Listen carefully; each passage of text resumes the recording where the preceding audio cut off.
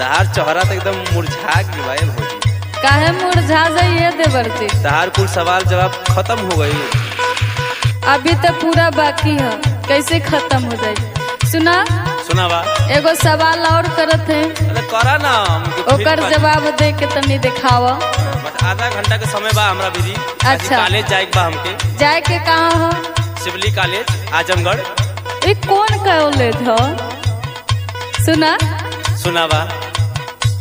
जिनसे के नीचे का पहिरेली लड़की तब बोला जनी होशी यारा ए देवरू।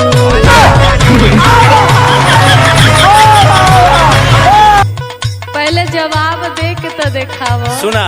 हाँ बोला ना। अरे जिनसा के नीचे पायल पहने लड़की तू सुना जवाब इस बारा ये